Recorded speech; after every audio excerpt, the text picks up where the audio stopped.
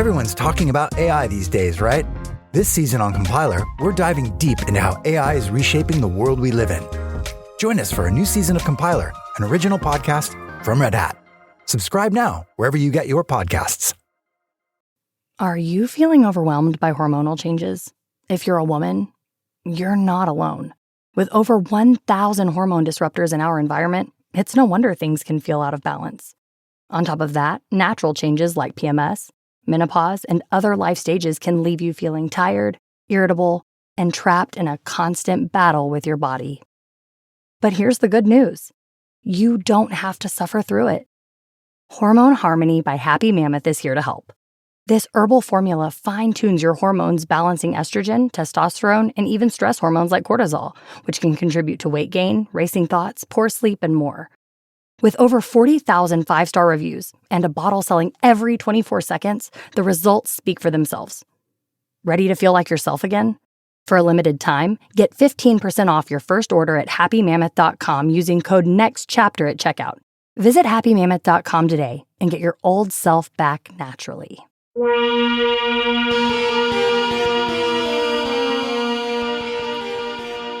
This is episode 350 of Wheel Bearings. I am Sam Abuel-Samad from Guidehouse Insights. And I am Nicole Wakeland from Carbuzz. And I am Roberto Baldwin from SAE International. Outstanding. Nicole. Yes. Last week you teased something that you were driving. Yes. Tell us all about it. It was an interesting experience. Okay, so first I'll tell you what it was and how it went, and then how Chevy went oops at one point. Okay. It was an oops. So I have the Chevy Blazer EV, which some of you may or may not know. They stopped taking orders for a period of time because several months because it was having a multitude of issues. And some people were driving it and I guess it was fine. And other people were having so many problems they couldn't drive it. The screen was freezing up. The charging wasn't working right. Everything was not happening as it should. So here's my story. So I hop in the car to go to drive to the airport to go to my daughter's graduation. And I'm like, oh, cool. I get to drive the Chevy Blazer EV. That's awesome. Russ, it's really funny. They recalled this car and put a stop sale on this because all sorts of, what's that light?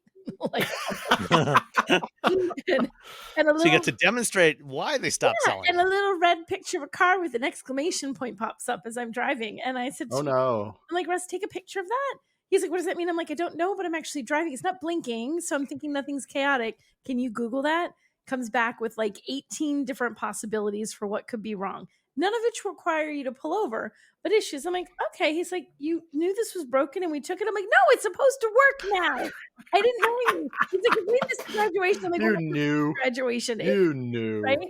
So then we're driving along and he's trying to make the screen work and it won't. And he's like, where's the on button? I'm like, it's what? We're nothing happens on the screen. Then I use the, hey, Google, please play whatever. Boom. Now I have a screen. I'm like, okay, that was weird. Then it goes off. It comes back on. Then it goes off. And then it won't turn. Then we park it and the screen is off, which would be fine if you got out quickly. But if you get into the Blazer EV promptly, it knows you want to exit the Blazer EV and it will turn itself off. If you take 2 seconds, like maybe you're collecting your stuff because you're at the airport and have luggage and stuff and you have it up at the door, it thinks you want to leave it in accessory mode. And to turn it off, you push a button. Do you know where the button is? On the screen that I can't see. I'm like, oh my gosh, what am I going to do? So I'm like doing the lock the car, unlock the car, open the tailgate, trying to get different things, try doing the, hey, Google, nope, doesn't like it this time. Eventually, miraculous, all of a sudden, I was like, poof, screen works again. Plug it in, charge it, come home, get back up here. And I'm like, hey, so Chevy, at first I called the fleet company. I'm like, something is not right. There's a problem. And at first they explained to me how it works. I'm like, I understand how all those things work. It's not doing any of the things that you're saying. It is not working. And they reach out to Chevy. Chevy immediately says, pull the car. We want to send it to the dealer, see what's going on. And they call me and they're like, hey, Nicole, we're really sorry. We don't know what's going on. We're having him pull the car. We're going to send it to the dealership. Do you want another car? And I said, well, no, I know how it drives. I got that much out of it, but there's just something really wrong. They call me back not 2 hours later. Hey, that software update that we installed on all the vehicles so that we could lift the stop sale? We missed yours. Whoops. So I said, are you serious? She's like, everything from the battery issues to the screen issues, all of it was related to that update. And they still said, do you want another one? And I said, no. I said, because I will believe you. I will take you at your word that all these weird, wonky issues were because of that, because other people have gotten it and it seems to be working okay. They were even like, none of the other vehicles in our fleet are doing this. We don't know what's happening. And it was like, oh, that update, that really important update. This is like when Tesla gave me a Model X. I was supposed to go to the Gigafactory opening. I said, "Can I get a Model X to drive there?" They're like, "Oh, that's a good idea. Let's give all the journalists a Model X." But the Model X they gave me, the press department was supposed to take it, and the press department got in my Model X. So they gave me back when Tesla still had a press department. Yeah, and so they gave me a pre-production Model X that like slammed the door down on my videographer. Like the door wouldn't close anymore, so it would just beep all the time. It was just like I end up calling the press person at Tesla and saying, "Hey," she's like, "Well, what's going on? Are you driving with your seatbelt off?" I'm all, "No, that's just the car telling me the door won't close all the way." And the press person was like, "Wait, what's the serial number on that?" And I gave it to him, and they're like, "Oh, you're not supposed to have that car." Mistakes have been made. Well, I don't know how I ended up with this one, this Blazer EV that had issues, but they say that all the issues were because of that update. I could have gotten another one. I mean, they were ready. They're like, we'll bring you another car. We'll put it on top of one of your other loans, not to mess up anything else you're having. We'll just give you another one so you can drive it. We're really, really sorry. They were super apologetic and they were super prompt about responding to it. And I don't have any real reason to believe that it wasn't that software update issue, because everything I was seeing when I started looking to see what other people had experienced was that. So super frustrating. I can't imagine if you were an owner and you had that happen, you'd be thinking, what have I done buying this thing? But hopefully everybody out there has received the update. If you're driving a Blazer EV and it's still doing weird stuff, you didn't get the update. So, well, the notable thing about this is that this massive update that they pushed out was not done via an over-the-air update. You had to actually take the car to the dealer, which is why the one you were driving did not get updated. The fleet company forgot to send it to the dealer to get updated. Which is funny and sad. And mistakes happen. And, I'm not upset or anything. I'm more just one of those, like, I was driving it for a point going, wow, if this is the fixed version, what was this like before they fixed it? Because this is disaster. But other than those things, which they fixed, drove the Chevy Blazer EV. Was actually nice and roomy. We put a ton of luggage in the back of that thing, surprisingly, because we came back with very many people and we had huge bags and small bags, and we shoved it there were 5 of us in that thing, and we shoved everything into there and it was just fine. So it actually does have a really nice amount of cargo room and a huge wide opening. Like when you look at this from the butt, it is very wide, and the benefit to looking at it from the butt is that you can put a ton of cargo in there. So I did appreciate the cargo capacity on this. Driving it was fine. It's not especially engaging. I mean, it was a fine drive. I didn't think it was something that I was like, wow, this is incredible.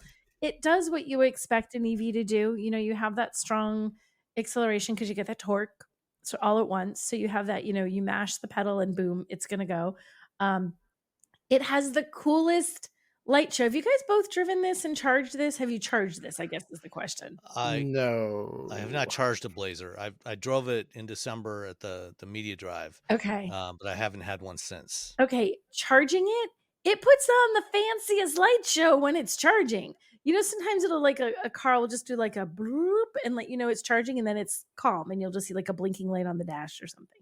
Oh no, this one is like bloop the whole time, front and back. There is a light show happening, letting you know that it's charging. Looks really super cool. Fun fact, your neighbors will think that you have accidentally somehow left your car on and might knock on your door to tell you something. Oh. At 2:00 in the morning? No, not 2 a.m. It was in the evening, but it's like, hey, he's like, it looks like your lights are on or something. I'm like, oh no, it's just charging. So it does confuse people. And I also do find now the whole thing with the turning it off and whether sometimes you can just hop right out if you hop out quickly. And if not, you need to click the little turn vehicle off button before you get out of the car. That did throw me for a second, even once I realized how it worked and realized what was happening, because I had driven it for a little bit before I took it to the airport for that fiasco. but it genuinely feels like the kind of thing, like if you don't think it's not a button, it's sort of like an in the touch screen. It's sort of tiny and like turn vehicle off. If you don't know that's there, you're going to be sitting there in that car staring at things thinking, where's a button? I know if I get out, it's still on. I feel like if you ever valet this car, you want to be like, dude, by the way, look right there when you park the car. And that's how you turn it off. Because it was a little hard to find. But the interior was the ones you drove. Was it red? Was it red? Like it was so Yes. red. It's called adrenaline red. That is the most descriptive colors, like wham, in your face red. And it's not just like a little red trim on the seats, maybe a little red trim on the dash. It is red everywhere. There's red on the seats. There's red on the dash. There's red on the side door panels. There's red on the center console, and it's the front and the back. There's so much red in this car, and even around the air vents, which sort of have that like cockpit style kind of thing going, where they make you think of an airplane. They're like really round, and they have all this texture to them. Red in there, just because we could put more red on it. So there's just red everywhere. I'm not generally speaking a huge fan of Chevy interiors. I think sometimes they're sort of meh. They're not horrible. They're just not especially exciting. This is one of the better interiors that I've seen from Chevy. I'm like, do this kind of level of a detail and cool materials and differences in texture and everything. Do this in all of your vehicles, Chevy, and people will be very happy. So I liked driving it. I found it comfortable. I found it responsive. I was really impressed with the cargo. Like I said, I had a lot of problems, but absolutely Chevy put it down to that software update. And I'm sure that's what it is because it seemed to fit everything. And the only other thing that I had a hard time with, and we were talking about this before we started, there's no Apple CarPlay and Android Auto. And as an iPhone user, I was cranky about that.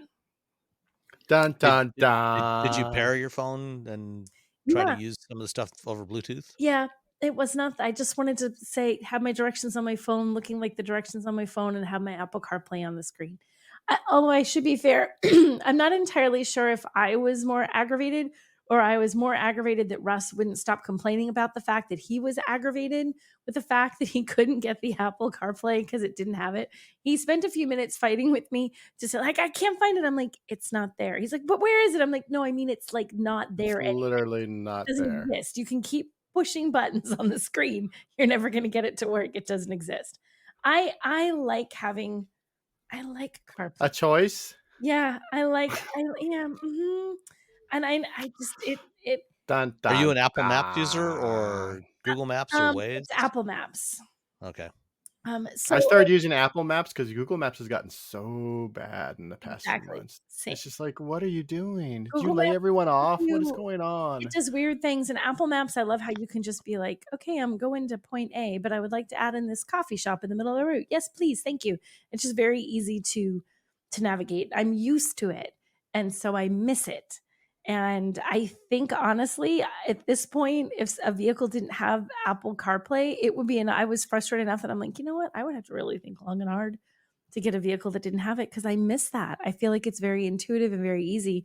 And I want the same ecosystem everywhere. I don't have to learn a different one. I don't have to function differently when I get in my car. And it requires me to function differently. So sorry, Chevy, not a fan, but I love your interior. Okay, fair enough. So, how much was the Blazer? I'm gonna tell you, I didn't have the Monroney because they just came and whisked it away, so I didn't get a chance to check it. But I had the I'm sorry, I should have had this pulled up. But I had the RS, which has all-wheel drive, and the price on that is officially, it was $60,215.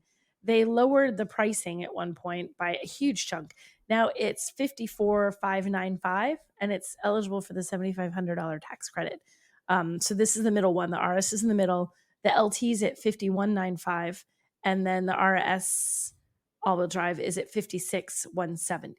So this sits in the middle of the lineup. It's not exactly cheap. I mean, $50,000 even. I mean, you get the $7,500 tax credit, but It's still expensive. It's still a lot. It's not. It still has that problem that so many EVs have. They're not as affordable. They're not as affordable as anyone needs them to be to make them an easy sell. And we have had a complaint from a listener that we haven't been doing the destination charge game. Oh yeah. In recent Oh weeks. gosh, I don't Oh, have they it. blew 'Cause it. I don't have them on running. I'm seriously, guys. Like, Oh, just make one up. and wait, what is it? Wait, I didn't. I would have had it if they had not whisked it away due to problems Whisk- before I prepped as I normally would prep. I'm gonna say 1600. I don't have it in front of me. It doesn't list. Does it list? Well, I'm just throwing numbers. I'm gonna take my guess at 1601 before I'll look it up for you. Okay. So Yeah, I'm saying that- 1601. I feel like I have. Okay, wait. Well, Let's see. well, you should guess too. You don't know. Oh, what was it? What are our guesses? 1601.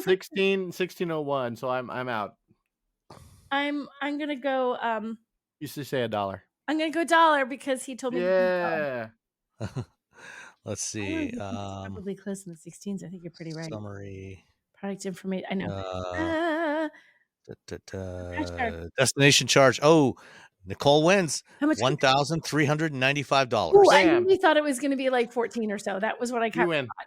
I win. So you had the all-wheel drive, right? Not Yes. the I had So- the RS all-wheel drive is the one that I had, which was the yeah. Corvette. So that's actually less powerful than the rear-wheel drive version.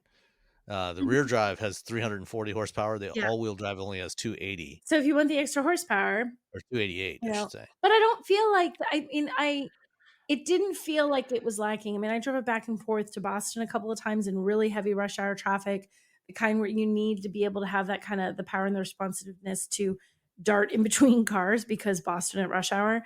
And I never felt like it was underpowered. I never thought like, man, I really wish that I had more performance than what I have. So I was pleased with the performance. I didn't have any issues with that at all. Yeah, I think the issue I had when I drove it in December was, I drove the rear-wheel drive one first, Mm-hmm.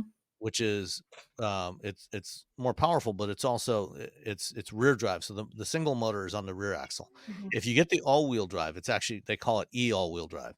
So it's actually configured more like a typical front-wheel drive crossover, where your primary power is sent down through the front wheels, and then it only sends some torque to the rear wheels when it needs some extra traction. Mm-hmm. So most of it is going through the front wheels. So it's not so much that the power level was not adequate, but it felt more like a front wheel drive car. The rear drive feels more lively because, when you get on it, you can actually get the back end to come around just a little bit, to help turn the car in. And it feels more nimble and sporty than the front wheel drive. The front wheel drive understeers more. It's just not, or the all wheel drive, understeers more. It just didn't feel as much fun to drive. Okay, that's fair. I didn't compare. I only had the one, Yeah. so I could not compare. Okay. So that was my Blazer EV experience. But I had another vehicle. I have another one to talk about because they took this one a little bit early because they like, what the heck is going on? So I ended up unexpectedly with a Hyundai Kona. For just a short little hot minute, I had the Hyundai Kona, but since I had it for a little bit, I figured I'd talk about it. So Hyundai Kona, I did like the Kona. It was unexpected. It was very small, and I actually honestly panicked for just like a half a minute because I had a lot of people to bring around. I'm like, oh my God, how am I going to fit everybody in this? Because it looks small. It looks really small from the outside. So what we discovered was not as small as you think, and as long as you put your 6-foot person not behind your other 6-foot person, you're good.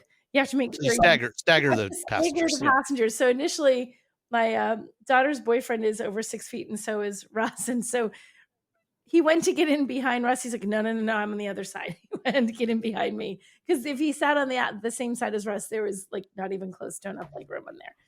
But I like the Kona. I think the Kona is a good little car, and I had the N line trim, which I like the N line. It's kind of fun because it's not the N.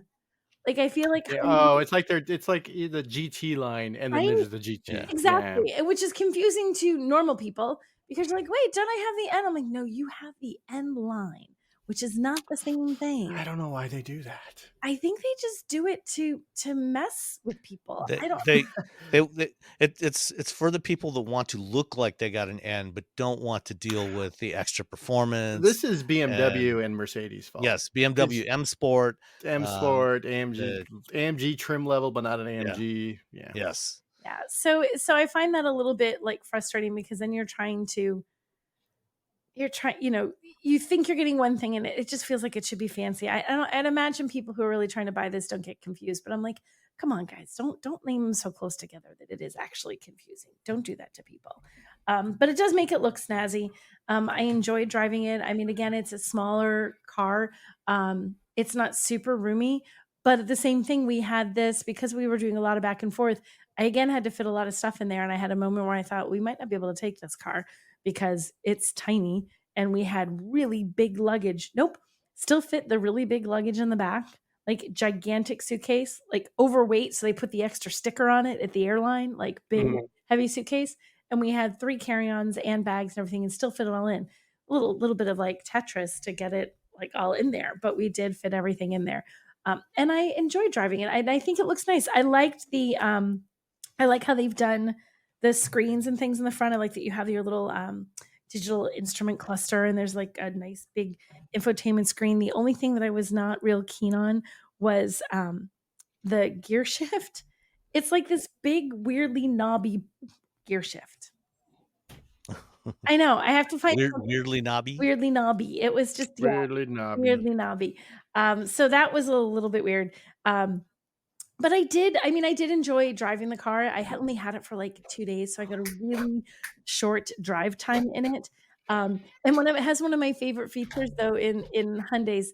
So you have the center console and it's a big empty space. It has 2 little circles so you can see where the cups go. And when you put your cup in, when you press on it, a little thing goes whoop and comes out and sort of like hugs it to keep it in its little spot. Or you can push a button to make that come out, which is great.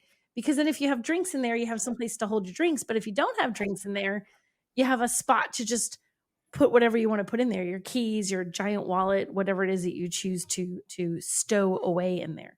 So I thought I enjoyed driving it. And this is more affordable. The Kona N line is $32,175. So when you think about the difference between what you're paying for the Blazer, now it's bigger, you do get more size. But it's just like, wow, you could have this for like about $20,000 less. You can get the Kona Electric for like 34. Yeah. Yeah. So You're like, and it's that kind of thing that makes you look at it and go, I don't know. Oh, it's a little tough. A little tough sound. Yeah, like I don't know what to do with that. So yeah, like, I can't sell that. I'm sorry, I can't do it. So, what are we going to go for? I'm ready.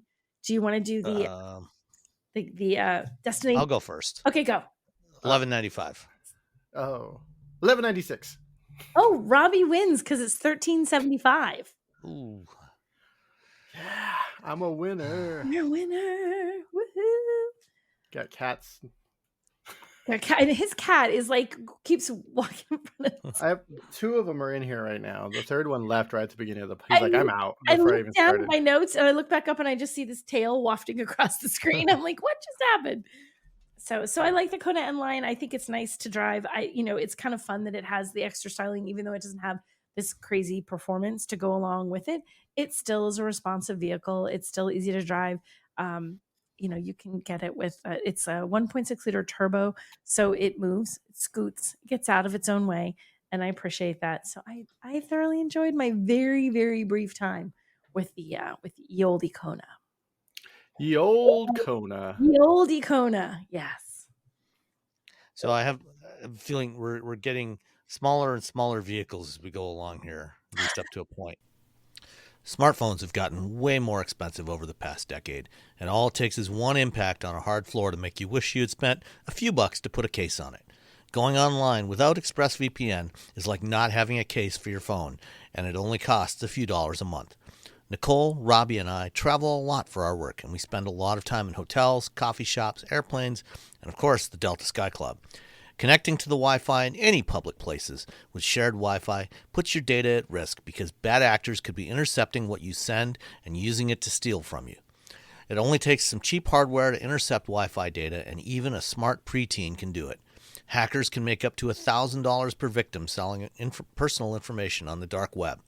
ExpressVPN stops the bad guys by creating a secure, encrypted tunnel between your device and the internet. ExpressVPN uses state-of-the-art encryption that would take a supercomputer up to 1 billion years to crack. I have ExpressVPN on all my devices, including a MacBook Pro, Windows laptops and desktops, and Android and iOS phones and laptops, or tablets. When I want to be secure, I just launch the app, click once to connect, and my data is secure. As I said, I travel a lot for my work, and I have to connect to countless public Wi-Fi networks in many countries. I have ExpressVPN on all my connected devices so that whoever else is on the same network can't see any of my data. That's important because I often have to check banks, credit card accounts, and transmit client data that might be sensitive, as well as filing articles on news that might be under embargo. ExpressVPN protects all of it, and I've been paying for my own account for years. Secure your online data today by visiting expressvpn.com/wheelbearings. That's expressvpn.com/wheelbearings, and you can get an extra 4 months for free. expressvpn.com/wheelbearings. Everyone's talking about AI these days, right? This season on Compiler, we're diving deep into how AI is reshaping the world we live in. Join us for a new season of Compiler, an original podcast from Red Hat. Subscribe now wherever you get your podcasts. Are you feeling overwhelmed by hormonal changes? If you're a woman, you're not alone. With over 1,000 hormone disruptors in our environment, it's no wonder things can feel out of balance. On top of that, natural changes like PMS, menopause, and other life stages can leave you feeling tired, irritable, and trapped in a constant battle with your body. But here's the good news. You don't have to suffer through it. Hormone Harmony by Happy Mammoth is here to help. This herbal formula fine-tunes your hormones, balancing estrogen, testosterone, and even stress hormones like cortisol, which can contribute to weight gain, racing thoughts, poor sleep, and more. With over 40,000 five-star reviews and a bottle selling every 24 seconds, the results speak for themselves. Ready to feel like yourself again? For a limited time, get 15% off your first order at happymammoth.com using code NEXTCHAPTER at checkout. Visit happymammoth.com today and get your old self back naturally. So what did you have, Robbie? Well, I had a small vehicle. I had the Fiat 500e, the teeny tiny little electric Fiat. Remember the old Fiat 500e, the best Fiat? It was really the best Fiat. I leased a Fiat 500, just a regular one, a long time ago because the engine in my WRX exploded, as they do. And my wife was in school. We didn't have a lot of money, and you could lease it for like $120 a month. And I was like, boom, done. And so I've had a relationship with the Fiat 500. The 500e, I liked it, but it is very much, there are a lot of sort of caveats around this vehicle. Like, you're buying this vehicle because A, you live in a city, B, you want something small, C, you want something stylish. You're not really thinking about, what's the price comparison to something else in the market? What's the range? What's this? What's that? That's not a thing you're thinking about at all. And so, I drove this thing around. I drove it down to, actually drove it to a GM event way down near San Jose and back. And I got back with 10 miles on it. And I was like, yeah, fine with me. It has it has a EPA estimated range of 149 miles, which, that's pretty much it. If you drove around the city, you probably get more because you're going to do a lot more stopping. But it only has like a 42 kilowatt hour capacity battery. So it's just teeny tiny little battery. And it charges at 85 kilowatts.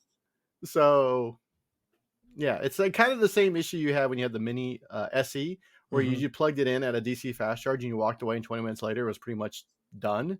It's That's the advantage of a small battery. It doesn't take long to charge. Yeah, it's just like boop, done. I drove it around. I'd come home, I'd plug it in at night. Did I even charge it at a DC fast? I don't even think I charged it at a DC fast charging station. But yeah, I drove the thing around all week. It was fun to drive because it's small and it's got a little EV, motor. It's not necessarily insanely quick. It has 117 horsepower, 162 pound-feet of torque, which is more than adequate for a car that size. It's not a speed demon that just go flying off the line like other vehicles. But it does, it gets out of its own way. It's fun to drive around town. It's fun to drive on the freeway.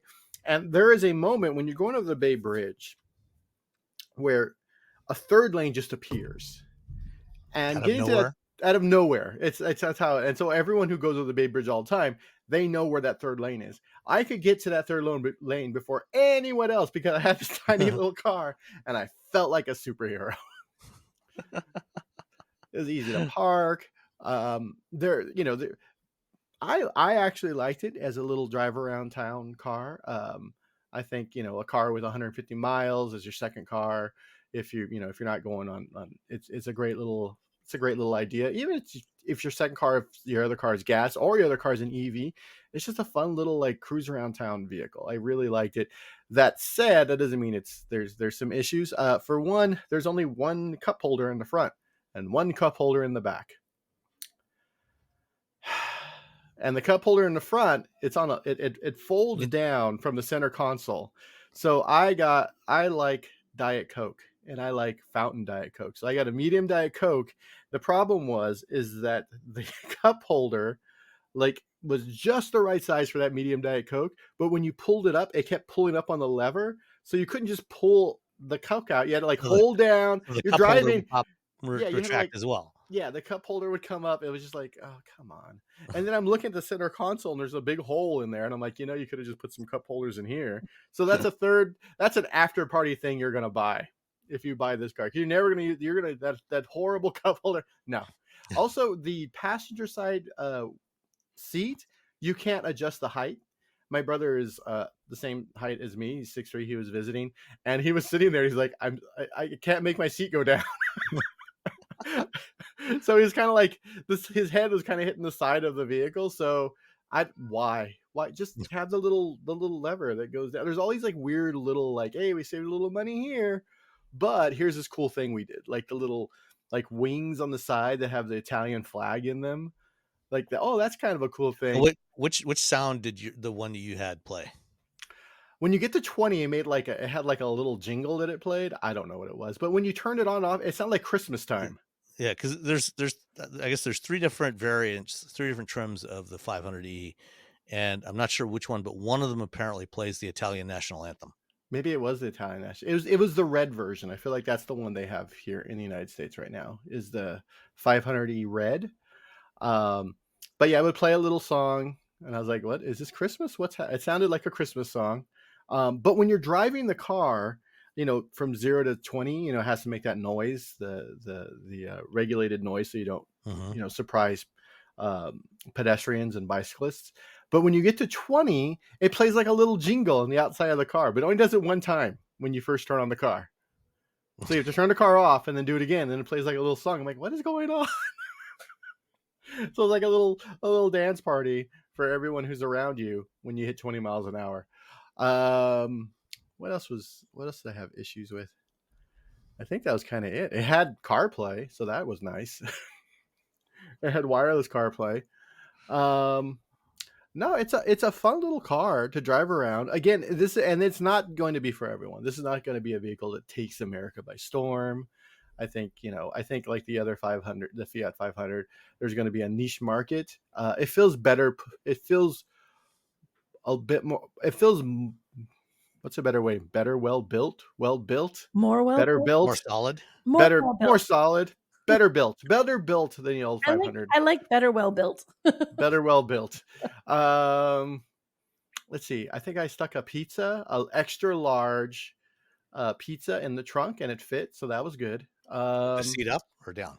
With the seat up, yeah. I didn't have to put the seats down. Yeah, I could put groceries back there.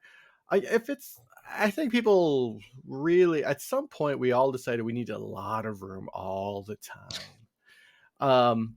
And what's funny is that when we were coming back from Japan, I was going to pick this up at the airport, and the fleet manager's like, "Oh, I don't know if that's going to be enough space for you, with all your stuff coming back from Japan." And I was like, "Oh, that's a good point." And then I got there, I'm like, "Oh, this would have been fine. I could have folded the rear seats down. It would have been fine." We just had two roller bags, 2 backpacks, and a big bag that we bought in Japan to bring all of our random toys back and candy, mostly candy, all our candy back. That said, and here again, hold on, let me get the price. I have it on $32,500. I feel like it's about $4,000 too much. I feel like it's a little. How much should it be? You want it to be under? I want it to be under 30. It's 32,500. Especially, since it's only 149 miles of range. Yeah. And so, but the thing is, if you're looking at like value to price, or like range value to price, You're getting all that. You're not not getting all that Italian style. You're getting all a lot. Yeah, you're getting it Italian music. And Italian style and Italian music, and it's fun to drive around because it's a small little EV, and who knows when the mini SE is going to show up at this point, with now thanks to the tariffs on Chinese EVs. So this might be the little small EV we have for quite a while. That said, 150 miles. I think for it, I think I told a story about how we saw an old 500e parked somewhere, and it had a for sale sign. It was $5,000. My wife, who drives the Kona EV that we own far more than I do, she's like, well, how much? Well, it was $5,000. She's like, oh, can we get rid of the Kona and get that? We're on lease. I'm like, well, no, we still have a few more months on the Kona. I'm like, but that car probably right now only has about 80 miles of range. She's like, yeah, that's more than enough. And that's just from living with an EV for 2.5 years, where you just sort of realize you're like, oh, when am I driving more than 80 miles in a day? So, when you're driving more than 100 miles a day, I drove, the one time that I had this vehicle, and I drove it everywhere because I love driving small cars. That when I drove down to San Jose and back, and I was like, oh, well, when I get there, it'll have like 10, 15 miles. And I got here and it was fine. I was like, and I wasn't really concerned. I'm like, well, if I have to pull over. If you need to go more than 80 miles, you can just pull out the Jaguar X-Type. Oh my God, that Jaguar. If I need to go more than 80 miles, I'm definitely not taking the Jaguar X-Type. Yeah, no, I think it's, I don't know. It's not that I don't know. I do know. The U.S. public, for the most part, does not want a small car that has a limited range, period. That's probably a little bit pricey. That's there, but it is a niche market. I think Stellantis, Fiat, they understand that. They know who's going to buy this. People who live in San Francisco, people who live in LA, people who live in Chicago, people who live in New York. Like someone in Kansas City, you'll sell 4 in Kansas City, but you're not going to sell a whole lot of them in Wichita. Yeah. So just a small fleet of little red Fiats running around Wichita. Yeah. But I get it. It's a fun little car. I really enjoy driving it around. I do think for the price, there are some things, the fact that you can't put the passenger seat down, it's just high, and the weird cup holder situation. I found the cup holder thing really weird, and I drink Fountain Diet Cokes too, and I didn't try that, but I'm like, oh, that would have driven me nuts. I was like driving on the freeway. I'm like, what is, God damn it. I was just getting angry. I'm like, okay, here's the thing I hate about this car. Like as you're describing it, I'm like, oh, as an avid Diet Coke drinker from McDonald's, because that's my favorite fountain version. And it's the least expensive. It is. And I'm like, oh, that would drive me crazy. Yeah. So it's, so there's that. That said, it looks cool. I like the look of the Fiat 500 a lot. The interior looks cool. It's, it's style. It's styling. It's an Italian car. What are you going to do? That's what being Italian's all about. That's what being Italian's all about. If they had a little key truck that did that was 150 miles, I'd be, take my money. Yeah. If they had a little truck that was the same size, I would throw all my money. I'm like, yeah, here's $32,000 for it. Here you go. Take it. Like, that's more than the Maverick. Don't care. Right. So here we go. What's what do you all think the $1095? $1095. I'm gonna go $1. Oh, I'm sorry, sir. It's very expensive. It's $15.95. Oh, I win! It's a Stellantis product. Of course it is. It's a Stellantis automatically product. just made it something outrageous, and you'd have been right. Yeah. Wait, hold on. I wanted to. What's the curb weight? It's really light. It's like 6,000 pounds or something. Say, is the destination more than the actual weight of the vehicle? No, that would be funny. It has I told you the 87 or 85 kilowatts, 42 kilowatts. Somewhere in here they have the curb weight. Apparently it's 2,952 pounds. That's what it is. It doesn't weigh anything. So an entire EV that weighs the same as the battery in a Hummer EV. Yeah. And that's the problem is that the bed of the Hummer is really small. But you could probably put it in the bed of a Silverado EV. Oh yeah. And then you had the midgate, and you could like Yeah. squeeze back there. I do love the midgate. I haven't driven the Silverado. I saw one last week. I do love the midgate. I wish that there was a like smaller. What was the Chevy Love? I wish they brought the Chevy Love back. There's actually a Chevy Love not far from here. It's brown, and it has like the multicolored stripes on the side. Very 70s look to it, and it's got lots of rust, but it's it's amazing how tiny this thing is. The Chevy Love makes a Maverick look huge. It's just so tiny. Yeah. It's like when I saw a CRX next to I think it was the Toyota Yaris, and the Yaris looked like a monster next to Yeah. But yeah, Chevy Love, bring back the Chevy Love. Have the midgate, or that surfing Chevy that GM showed me in their design studio like a year or so ago.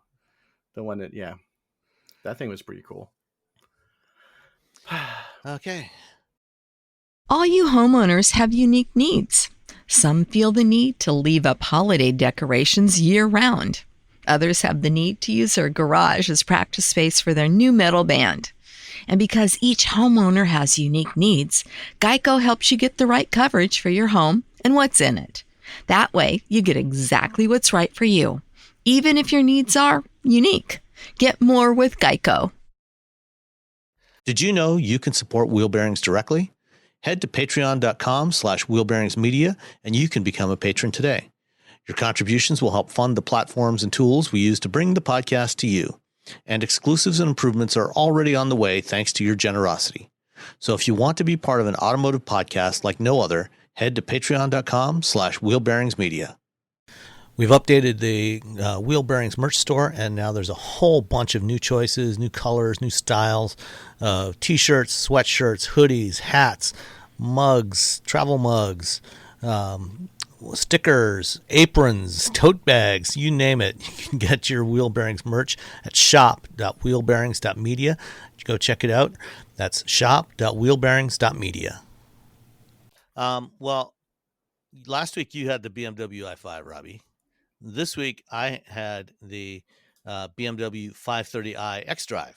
So basically the same car, but with a 2-liter 4-cylinder turbo instead of electric motors and a battery. And I really like this car. I like the i5 better, but I like the 530. I like the design of the new 5 Series overall. I think it's a good design. The one I had was in this interesting, what do they call it?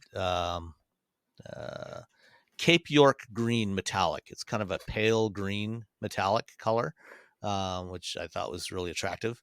And best of all, since it's a BMW, it wasn't one of the 32 shades of silver or gray that they offer. And then the interior was this Vaganza perforated quilted espresso brown interior. Espresso brown leather, which looked awesome. Love that color of the leather interior. So the 530i is at least for North America, is the base version of the 5 Series that they offer here. And the xDrive, of course, is the all-wheel drive variant of that. So that's a 2-liter turbo. It's 255 horsepower, 295 foot-pounds of torque. More than enough performance for this car. It's got all it really needs. So the car is not lightweight. Weighs 4,000 pounds, but still, it's good. I was quite pleased with the performance. It's also got a 48-volt mild hybrid system, so it does auto stop start. But because it's a 48-volt system, it restarts very quickly. It'll keep the engine off for a good long period of time at traffic lights and things like that, which helped to get 32 miles per gallon, which for a big 2-ton luxury sedan with all-wheel drive was miles. Nearly as much as we get with our Honda Civic. And so I was very impressed with that 32 miles per gallon. Great combination. Of course, the one that I had, like the Kona that Nicole had, had the M Sport package on it, which means it kind of had the M look without the M performance. Dun dun Not dun. not quite as aggressive looking as an M5. Certainly nowhere near as aggressive looking as the new M5, which will be revealed, I think, next week after, something like that. It looks good. It's sharp. It's 21-inch alloy wheels. One of the nice things with the M Sport package is it had this gray blue ash trim inside, so it's an open pore wood trim, and sort of a gray ash, but with a blue tint to it that looked really good. Also had the M Sport suspension, which was fine. Wasn't harsh or anything like that. I took this thing out to go to the lake last week to see the aurora. Driving down a dirt road to get to the little beach at the lake that we hang out at all the time in the summer, in the dark. It did fine on that. So it was very pleasant to drive. I really enjoyed this car. Are you telling me you took a car off road and it didn't need a lift kit? Yes, I did. I mean, it was a road that was unpaved. Had a few potholes in there that I was, thanks to the M Sport suspension, I was easily able to evade and skirt around those. Is there something wrong, Robbie? Oops. I don't think he can hear us. Anyway, I really like the 530i. If I was buying a new 5 Series, I would probably get the i5 instead, because I like that even more. But if not the i5, then I would definitely go for this one. It had the full glass moonroof, the big M Sport brakes with bright blue calipers, and the infotainment system worked well. It's BMW's new big curved glass screen. Still has the iDrive knob, which will be going away at some point in the next few years. It's got vents that you can control with a little lever on the dashboard, and direct the airflow where you want without having to hit the touchscreen. Always a good thing. It's got support for wireless Android Auto and CarPlay. So all the good stuff is there. Base price on the 530i xDrive, $60,200, with all the options. Came to a grand total of $70,745. Guesses on the destination charge? Oh man, $14.95. I'm gonna go for $1. Nicole wins because, Yes. you see, and rather than trying to hide their high prices behind the hidden destination charges, BMW just puts it right up front and charges you a reasonable fee for delivery. So it's $995 to ship it from Munich to wherever you are in the United States. Can you still do the thing where you go to Munich and pick it up there and drive it around Europe and then have it shipped? I think you can. I'm not sure, but I think you can do that. Like that. They may have stopped it during the pandemic. I don't know, but I think they do that. We'll have to check into that. I know they're still delivering cars like that, but I was wondering if U.S. buyers could do it.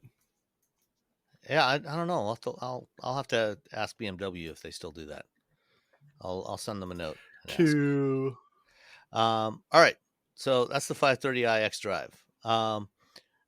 In the wake of Tesla firing and now perhaps maybe rehiring some of their Supercharger team, there were some reports, speculating that some companies were rethinking their shift to the NACS or SAE J3400 charging connector. I don't think that's actually going to. I don't think anybody's actually going to reverse course and stay with CCS. I think that would be stupid. Everyone's moving to NACS, and we're just like, because it doesn't belong to Tesla anymore. That's the other thing. Yeah, belongs to SAE. It belongs to everyone now. It belongs to me. Yes, but mostly everyone. Doesn't belong to me at all. I don't do anything with that. That's not my job. But EVgo announced this week that they are doubling down on their commitment to begin NACS deployments this year. So EVgo is one of the larger non-Tesla charge point operators in the U.S. And they are starting to put J3400 connectors on their chargers across the country. Let's see. They, as part of the announcement, they also announced that overall utilization on their network in the first quarter of this year was 19%, up from 9% in the first quarter of 2023. So, almost 20% of the time, one fifth of the time now, their chargers are actually in use charging a vehicle. Wow. Which, for a charge point operator, utilization is critically important to actually trying to make a viable business out of it. Yeah. These chargers are expensive. DC fast chargers can cost, anywhere from, depending on the power levels, anywhere from $75,000 to $250,000 each, not including installation, which can add hundreds of thousands of dollars more. So if a company is going to make that investment to put in these chargers, they want to know that people are actually going to use them and, buy electricity from those chargers. They put in 350 EVgo stations behind the Sprouts near where I live, and before that they had like some 150. They had the old EVgo ones in, so they put the new ones in. And initially I was like, oh, no one's using those, and now every time I drive, I'm like, oh man, they're using all the time. It's also like right next to a store, so you're just like, oh, that's a store I'll actually go to. Whereas like the one store that I go to doesn't have charging, but like 2 other different stores do, and I'm like, come on, my store, come on. Well, according to EVgo, nearly 40% of their chargers, their DC chargers now, are 350 kilowatts, which is double what it was a year ago. So they are rapidly upgrading their chargers, and they're starting to install NACS connectors. So I think almost all of their chargers have 2 cables on them. So what we'll probably see is, replace one of those with a NACS connector. The other one will stay with CCS for the time being. Yeah, that makes sense. And then there'll be the one CCS Chatamo in the corner. There's always the Chatamo one, the 50 kilowatt Chatamo one in the corner for the nobody Leaf uses. or the occasional Leaf driver will pull up and use that. He's like, hey. EVgo's moving ahead with the NACS transition. So automakers, don't even think about backing away from that. That would be dumb. Oh yeah, it's too late to back away from that. Even if the Tesla network falls apart, everyone else is already on it. Yeah. So this past week was Google I/O, Google's big developer conference. Did you know that Rivian's infotainment system is actually running Android Automotive? Even though they don't support CarPlay or Android Auto, their infotainment, the operating system under their infotainment system, is actually Android,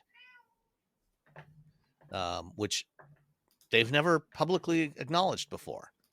But they acknowledged it this week because Rivian is going to be the first automaker to add support with Android Automotive for Google Cast, which is the Chromecast protocol, which means that if you have Google Cast is supported in apps on both Google or on both Android and iPhones.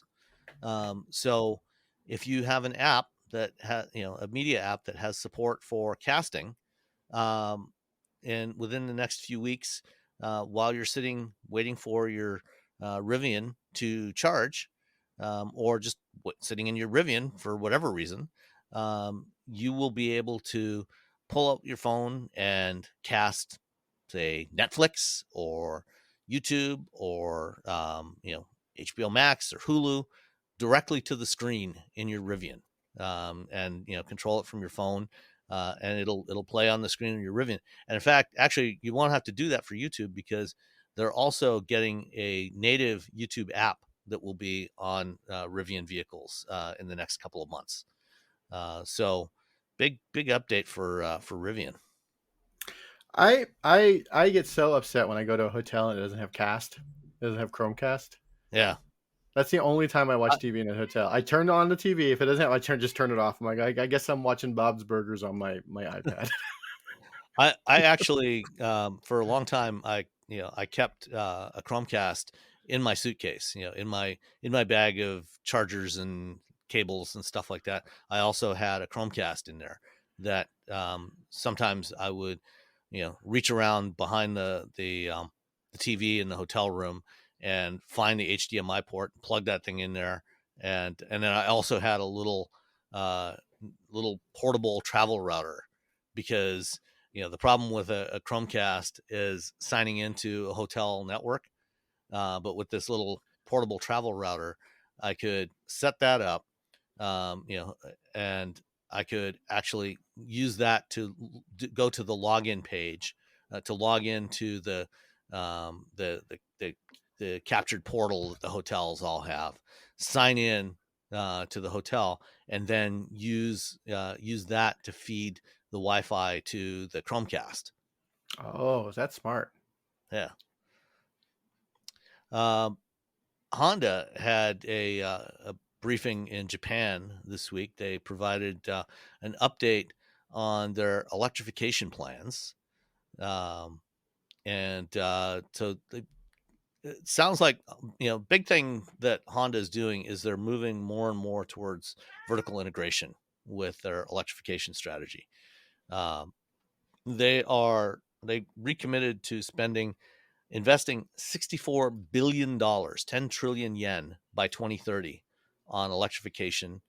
And by 2040, they want to be 100% EV or fuel cell vehicles, um, and 40% by 2030. So they're moving ahead with this stuff, and they're planning to launch a whole bunch of EVs.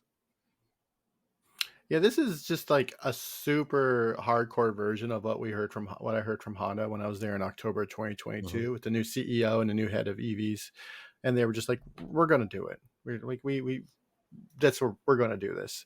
And so this is just like, because you can say we're going to do it, and then in 2 years, be like, I don't know. But Honda seems like they're going all in, and they have some pretty interesting things that they're doing. I was really interested in their, again, I'm still sort of interested in what they're doing with solid state, where they're like, oh, to reduce the dendrites, we're just smashing the hell out of it. They're just like, they have this big machine, these rollers, and they're doing a pilot at the time. They're hoping to go into you know pre-production, small scale production of it. So yeah, no, it'll be interesting. I think the prologue is sort of like, hey, there's the car we have right now, but going forward, it's going to be a Honda. And I think for people who are hardcore Honda and Toyota fans, what's happening, especially for Honda, is probably good news if you're looking to go EV, because you buy those cars because they're going to last 700 years. Yeah, and you're probably waiting for that car to like show up in the EV lineup. You're like, well, I've always owned a Honda. I would like to have a Honda electric because it'll last until the end of time. Will it really still, though? You think it'll last forever and ever and ever and ever? The car will. The battery might not, but Yeah, the car will. The car will. Although if they do manage to crack the code on solid state batteries, and figure out how to mass produce them, because there's lots of companies that have done, one or two solid state cells, but building them in high volumes is the thing tough. Nobody's figured out how to do yet. Because they don't last very long, like the life. But that what we've learned from Tesla is that the degradation of most people's batteries isn't as bad as everyone thought. Everyone thought that's why people are using fewer and fewer modules in their battery packs, because they thought like, oh, after 2 years, how many batteries, and then they're looking at the data and they're like, well, these things are sturdier than we anticipated. Yeah, well, unlike your phone, which has no cooling system for the battery and is constantly overheating if you're charging it too fast, or it's in the sun. Yeah, it's sitting in the sun and baking the battery. Cars, apart from the Nissan Leaf, all have liquid cooled batteries that they keep the temperature very tightly controlled in a fairly narrow band that is optimal for performance and life of the battery. And so after a decade, they're still getting 90% of their original capacity, which is pretty good, because they usually after a decade, even your gas car isn't nearly as efficient as it was when you first got it, because mechanical things wear out. Yeah, they do. And it doesn't wear out. Electric motors. Oh, They last a long, long time. yeah. It'll be interesting. Like you can buy a recycled battery. I don't know. I'm very interested to see what happens in 15, 20 years with batteries, besides the recycling, like what the aftermarket situation is for things like that. Do batteries get so cheap that, you could just buy it and swap it out? Is it a $2,000 thing now? Is it a $5,000? I mean, my friend had a Mini that needed a new transmission, and they quoted him like $5,000 to fix it. And I was just like, well, that's now. That's a thing that, like, I mean, I could do. He didn't need $5,000. I'm sure it's a lot of work to get a transmission out of a Mini, but I mean, if I could do it, Yeah. give me a weekend, buddy. I'll take care of this. But yeah, where will batteries be at that point? Well, there's a new midsize pickup truck going on sale soon in Mexico that we won't be able to get here in the U.S. How many things we can't get? That's just like the thing. We can't have nice things. We can't get it. So this is the BYD Shark. I wonder, like, it's a shark. I like the name, the Shark. Does it have a midgate? Does not have a way midgate. Cooler than Seagull. Yeah. Does not have a midgate, but it's a plug-in hybrid, midsize. It's so similar to a Ranger Colorado, 1.5 liter 4-cylinder turbo, with 2 electric motors that make a grand total of 430 total horsepower.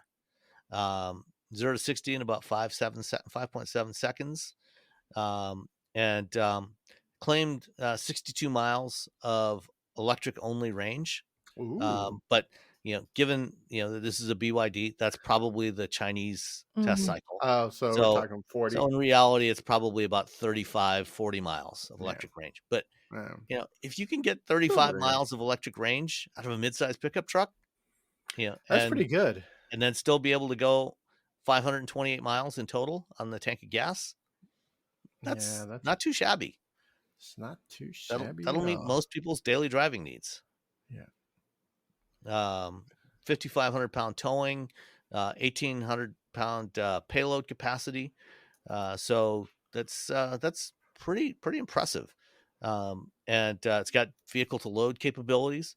So let's see. BYD is saying they're not caring about the U.S. market. They don't have plans to go into the U.S. market, and especially now with the 100% tariff. But they do eventually want to build a plant in Mexico. But the Shark initially will be sourced from China for a number of markets, including Mexico, with a cost of a little over $50,000. So that's not far off the price of a well-equipped gas, Toyota Tacoma or Ranger or Colorado. I think I keep telling people you're not going to get a $10,000 car in the United States. I'm sorry, no, because just the safety of that. You don't want the 10,000 car. You don't want that car. You think you want that car. You don't. But the BYD Shark is definitely something people might want, or something similar to that. I have cool family in Mexico. I'm just saying.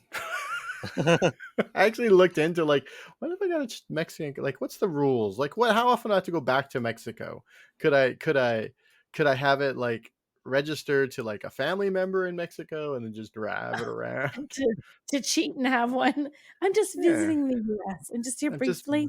I'm just driving around to California with a Mexican license plate. Yeah, I'm just here 97.9% of the time. I'm out of I have 1.5% where I'm not here. It's fine.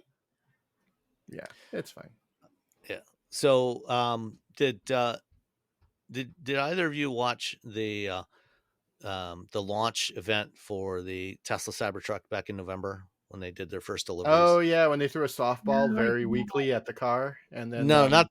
Oh yes, that one. Yeah. Yeah, because the original one that I went to in person, they threw a metal ball and broke 2 windows. This time they got a softball and they tossed it lightly at the car. And then I said, I could just go and do that at my Subaru and get the same effect. So just don't do that. Just don't. Why even bring that up? Because everyone could see it was it was a weak throw and it was a softball. Well, as you know, Tesla likes to make big claims.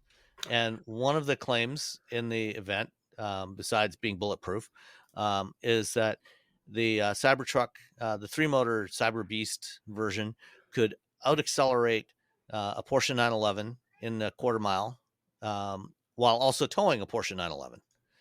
And the guy who does the Engineering Explained YouTube channel about a month or so ago did a bunch of math, which is something that he does. He does all kinds of math on a whiteboard and proves things either true or false. And he did some math and also looked at the video that Tesla published. And one of the interesting things that if you watch the video carefully, you'll notice that the Cybertruck towing a 911 was actually only ahead. They only showed it being ahead of the other 911 that it was racing at the halfway point of the quarter mile, at the 1/8 mile mark. They never showed it actually crossing the end point of the quarter mile. And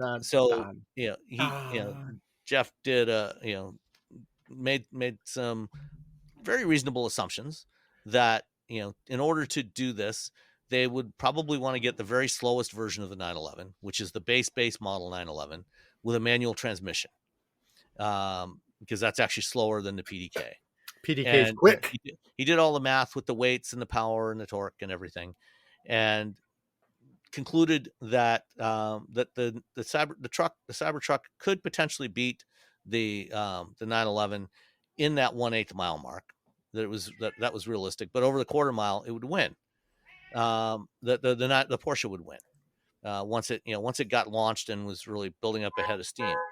So Motor Trend, Eric Tingwall from Motor Trend, borrowed a Cybertruck and a couple of 911s, and they took them to a drag strip and tried to reproduce what Tesla did. And I bet you could never guess what happened. The Tesla lost. That was a great article. It was so much math in it. I was just like, this is the best. Yeah. I haven't even watched the video. I just read the article. The math. You should go. I'll put a link to the original video in the show notes. The Engineering Explained video. It's great. He does great stuff. He really explains stuff. He does all the math, but he really explains it well for. Engineering Explains an amazing. That guy is outstanding. He is so good at making like really complex things and presenting in a way that like regular dum-dums like myself will understand.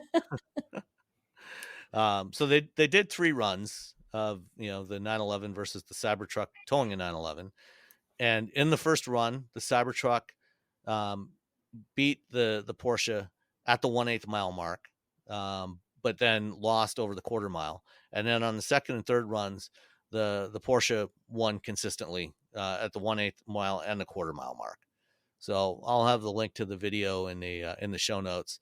But it's fun stuff, fun to watch. Like, why even do that? Why did they even do it? Because most people are going to actually dig in and figure out what if we said it's. I think at the original is like, oh, it'll be faster than a 911 or supercar or some goofiness that he said. And so he's like, what if we put it on a trailer? And they're like, well, sir, it won't win. He's like, what about if we just like do it the 1/8 of a mile because EV torque? Because in that instance, I mean, my Kona probably beat a Porsche for like if the first 10 feet. Yeah, I mean, none of this takes away from the fact that the Cybertruck is a silly fast vehicle. I mean, it will really go 0 to 60 in 2.6 seconds. Yeah, but it's just not faster than a 911. While towing a 911, it just doesn't like why even have that. I just don't like why make a thing that people can just go out and say, yeah, that's wrong. Yeah. All right. Next year, BMW is going to start launching EVs based on its new dedicated Neue class platform. And this is going to use their 6th generation electric drive and battery technology, which includes new cylindrical cells. They're moving away from the prismatic cells that they've been using to cylindrical cells. They're 46 millimeter cells, similar to what Tesla uses on the Cybertruck, but they're actually a little bit longer, same diameter, but longer. And it's going to have an 800 volt architecture for the Neue class. Yay!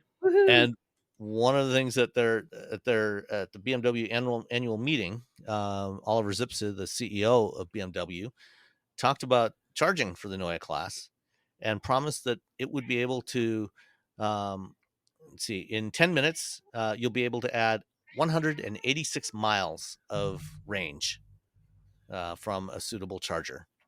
In 10 minutes. 186 miles in 10 minutes. That would be nice. So that's a couple of hours of driving. Depending on how rapidly you're driving, anywhere from 2 to 3 hours. At which point, you will probably need to stop, for a bio break anyway, and spend another 10 minutes, and then you can go another 186 miles. See, that would be because of all the Diet Coke. Yes. Well, At least, Diet Coke. at You're least for right. Nicole and I, there's a lot of stopping. It's a Diet Coke break. Let's just face it. We've had 4 large. And the extra large- BMW will even have a proper place to put your Diet Coke that doesn't even slip up out of better the way. if it would just fit the Diet Cokes, but also has to fit them, Robbie. Like if you have 2 Diet Cokes and they're coupled or 2 Cokes together, they fit. But then the top, but the top and then is you flip hitting it up each and the other. top comes. So really, is it how perfect is it? Are the You have an tops gonna interference pop fit. each other off, or they're going to be a little tiny space? You can still fit it in your tops. I mean, this is the kind of thing that we need to test, Robbie. Clearly.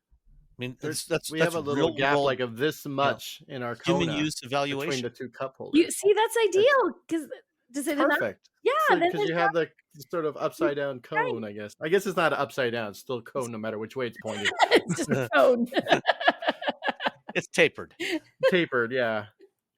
So, I think we can reasonably assume that the Neue class vehicles will have reasonable cup holders in there that can be used. 186 miles of range in 10 minutes coming to your Neue class next year. See, that would make road tripping with an EV feel much nicer to me. Yeah, I did a road trip with the i4, and I just stopped in Mexican food.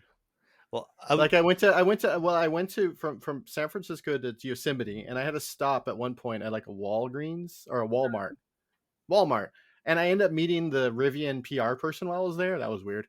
And so I just kind of chatted with them, and then I went to Yosemite. I charged while I was at Yosemite, and then on the way I went to Hanford to go to a family member's wedding, and then on the way home from Hanford to San Francisco, I just found a really good Mexican restaurant. There you go. That works too. But then you're like, the problem with EVs is that you think it's going to take longer than it actually does most times. So as soon as you walk away, for whatever reason, if it's like a watched pot, as soon as you walk away, suddenly that charger's working great. And you're sitting there eating, and all of a sudden you're like, you have 10 minutes before you start getting like, oh God, you're just shoving food in your mouth. Burritos into your mouth too fast. What's happening?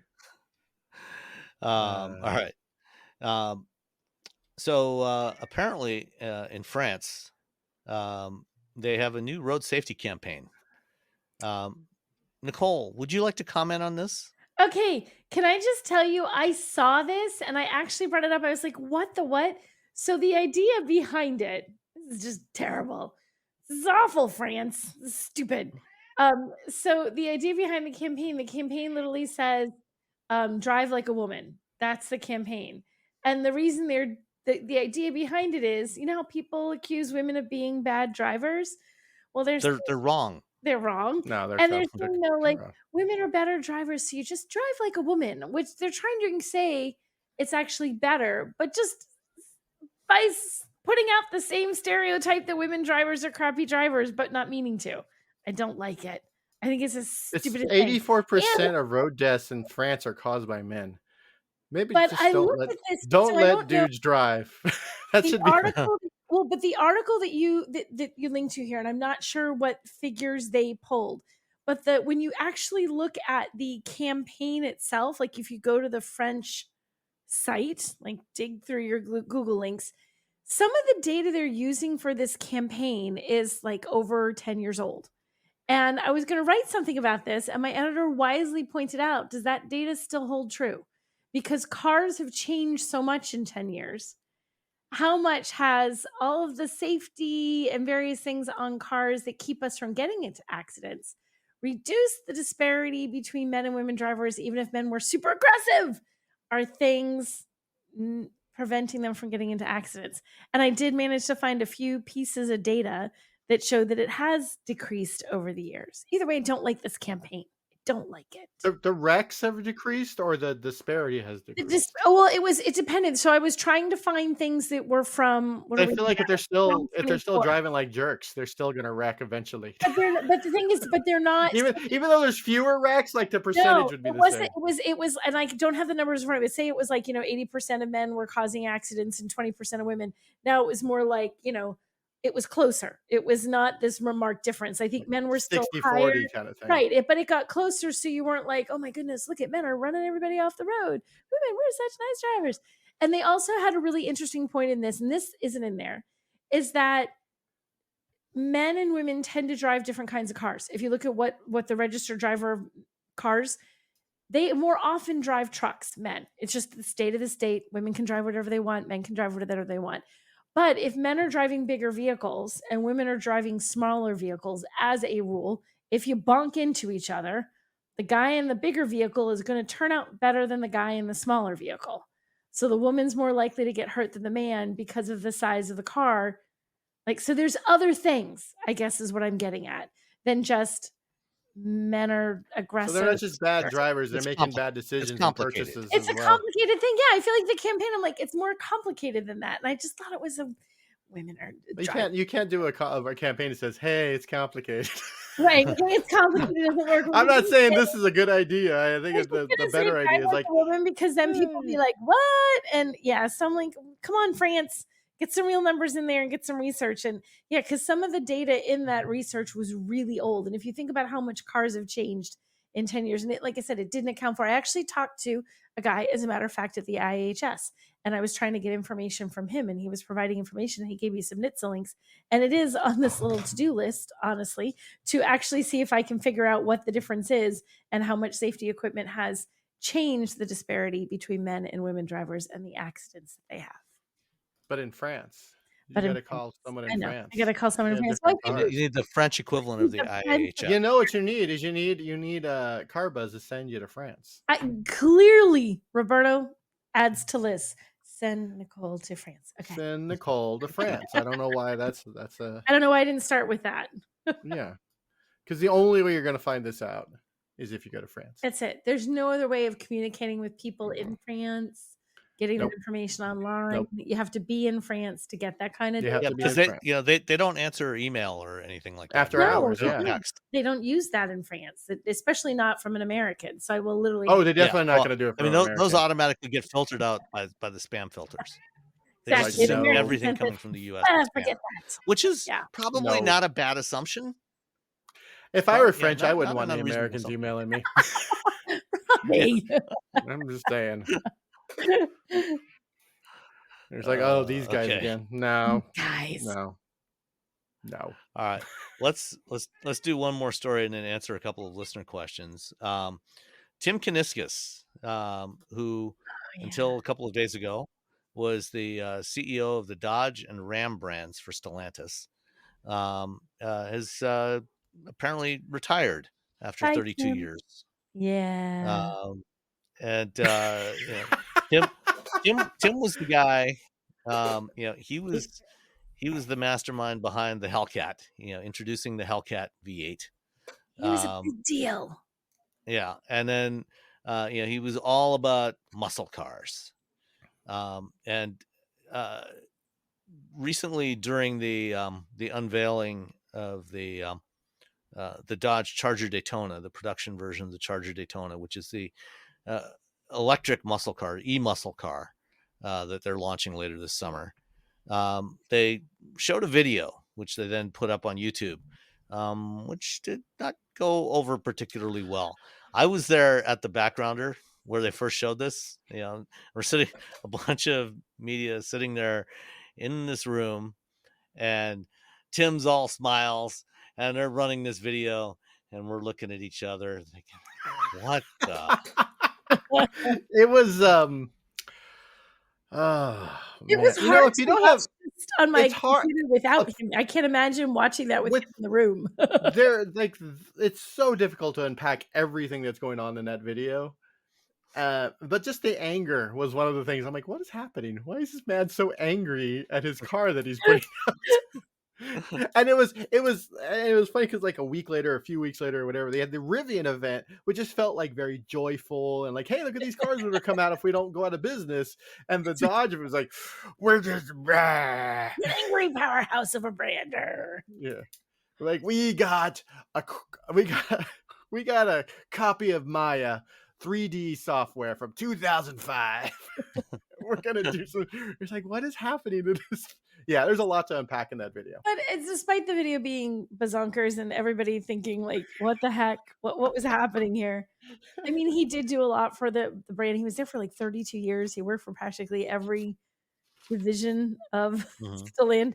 of the brands, and like what he was at Chrysler, and then he was at Fiat Chrysler, and then he was at Stellantis. Like he's lived through multiple He mergers. was there during the Daimler Chrysler era. Yes, Daimler. He's lived through Yeah. multiple mergers and acquisitions, and he has not exited the company. So it's kind of amazing he was there for a lot long. And I think a lot of the Mopar folks are very sad. Like people are huge Dodge fans are sad because now they're worried about what's going to happen. And is the brand going to get, I think they're worried. I don't think it will, that it's going to sort of lose its oomph.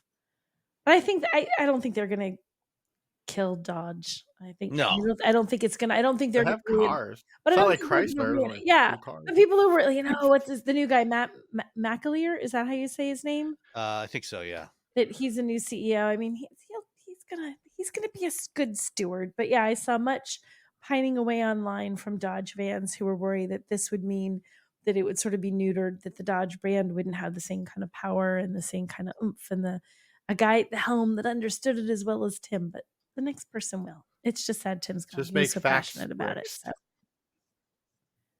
Let's Make just what say, like brick? Michael Eisner, when he took over Brit Disney, he did a lot of great things. And then by the time he left, not so much. Yeah. Everyone has an expiration date at their Yes. job. Exactly. I have some people I need you to tell that to. No, I'm just kidding. I don't care. Everyone wants to come at me. I don't mind. Then It's they meet me and true. they're like, There's oh a point where no no. matter how good you are at a job and how amazing you are at it, Yeah. there's a point where it's like, you know what? Somebody else's turn to run things. So Yeah. I think it'll be good. I'm sad to see him go because It'll he be really fine. did seem to. He was fun to watch. Oh, absolutely. I mean, the Fun man to was watch.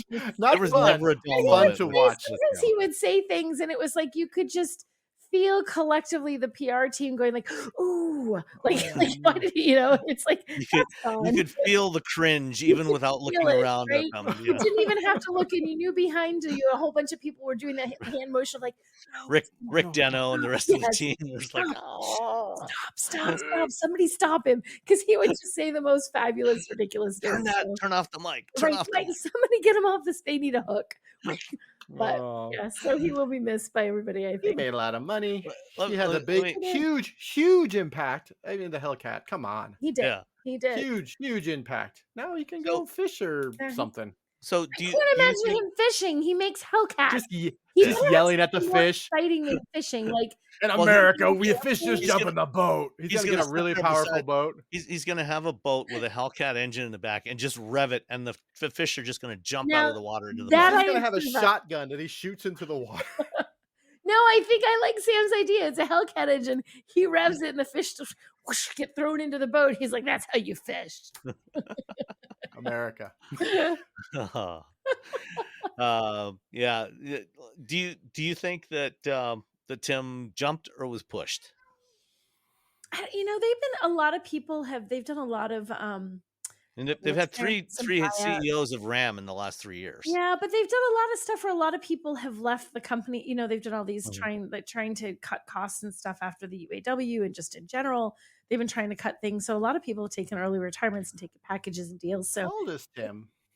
57, I think I saw. He was in his 50s. Yeah, he's been Was- with He was Chrysler older. for 32 years. So Yeah. he's probably Oh. somewhere in his 50s. Oh, he didn't want. I don't. He may have just decided he was done with like. He's like, you know what? Yeah. I'm not down with this But electric why? bullshit. At this, He might have I been mean, very much like, nah. this is only a couple of months before they actually launch the Charger Daytona.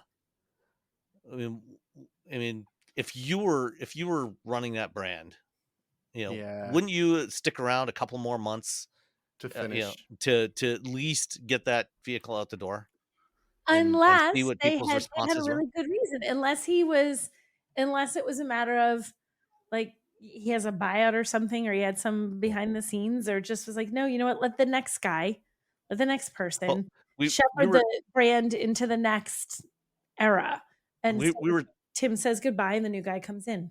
I was chatting with some folks earlier today, and we're speculating about, okay, now that he's out of Stellantis, would he go somewhere else? Would he go work somewhere else? I can't imagine. And who would hire him? Who would want because to he's have Tim still, Kuniskis he's as part still of the the team? Hellcat father of the Hellcat. He's still the Hellcat guy. I can't imagine like Kia's like, hey, let's hire the Hellcat guy. I don't know where. Yeah. I can't. Yeah, I think he's. I think he's just retired. I think he's done. He's gonna take his money and run and enjoy fishing with your Hellcat motorboat. Yep. Shooting shotguns into the water.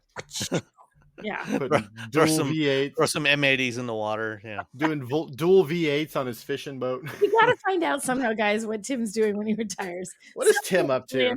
That's our new weekly thing. What's Tim doing today? Him doing this week. Tim Okay. watch. All right, we got a couple of listener questions this week. Thanks for sending them in. Remember, you can send those to feedback@wheelbearings.media. We'd love to get your questions and to answer them. So the first one, I think it's pronounced Shamakwa, but please, if I've mispronounced that, please shoot me another email and give me a pronunciation guide, and I will correct it next week. Wait, at the bottom it says, "Thanks for the great insight, Ed." Oh, so maybe okay. Shamakwa is just their screen name. Could be, yes. Ed. Thanks, Ed. Thanks, Ed. I don't know. How do you pronounce this? Ed. Ed. Anyway,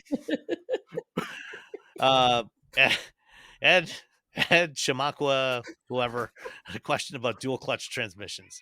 Says, wondering how dual clutch transmissions are different from traditional automatics.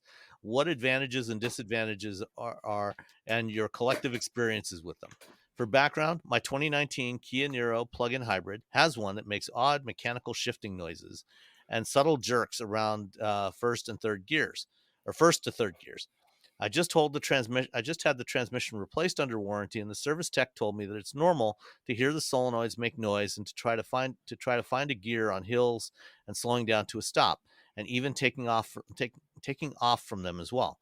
Why would anybody engineer a transmission like that? It's annoying, not smooth at all. I never felt anything like that from Honda Civic automatics from 1984, 1996, and 2006. Do you have any opinions? I bought a used one during COVID and have a car loan, so I'm kind of stuck with it. The car is good apart from that. Okay, first of all, you're comparing a transmission to any transmission that Honda makes. So there's your first problem. Right. Would you say that about Honda CVTs? I mean, it's still a Honda transmission. I feel like Honda. it doesn't make it does of the CVTs. It's probably one of the best, but it's still a CVT. Yeah. It's like, even if you're making the best CVT in the world, guess what you're driving? A CVT. Exactly. Mm-hmm.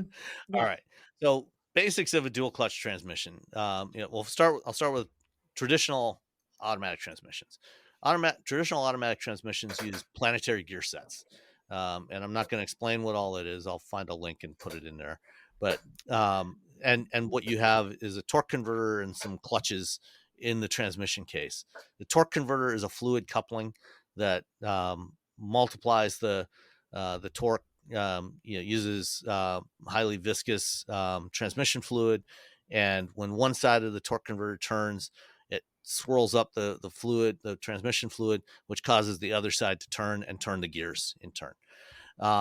And they tend to be fairly smooth, but in the distant past, they were also not very efficient because of that torque converter, the fluid coupling.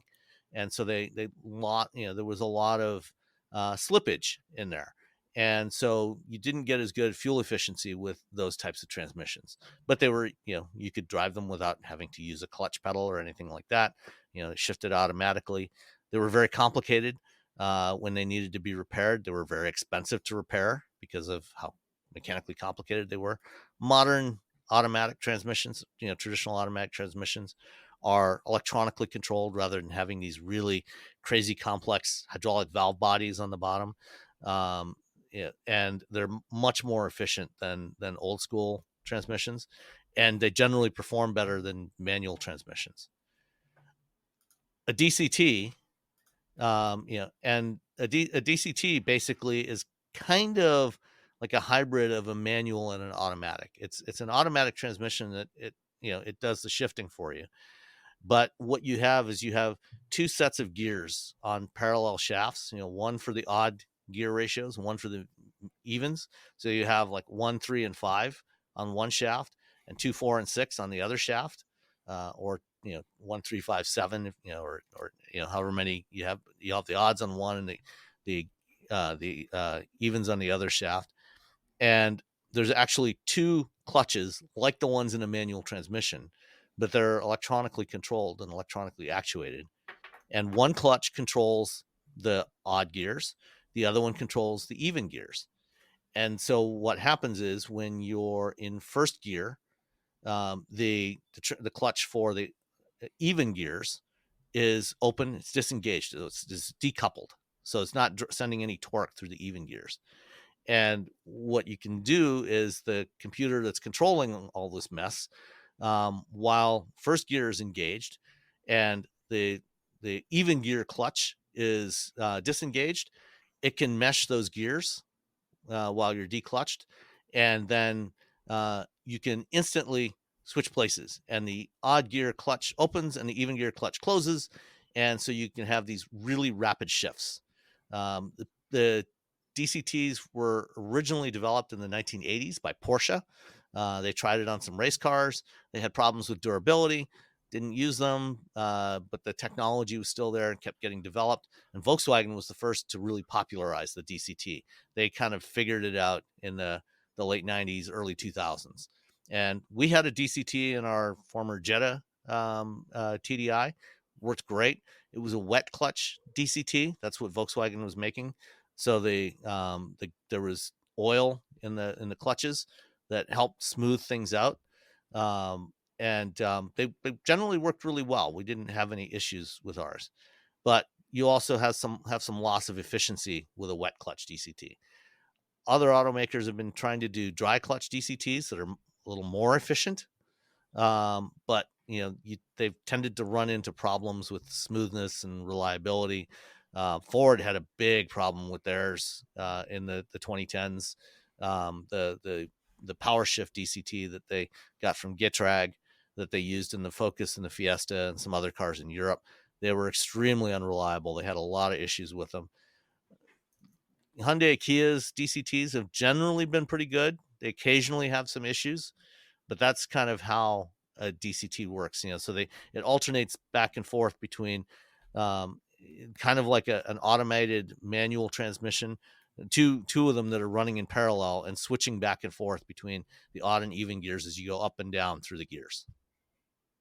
Ta-da! So engineering explained. DCT engineering explained.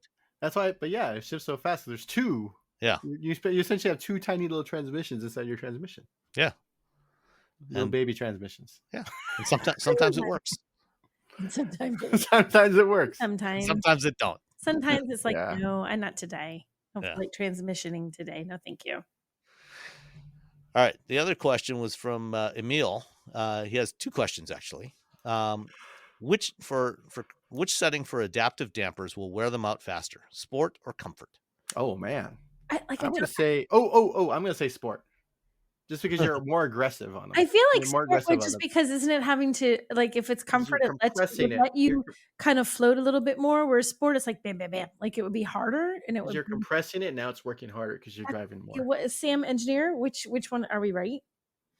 I have never heard of a difference between the two. because basically all what an adaptive damper is doing is it's just turning some valves inside the shock. It's just doing this all day. Yeah.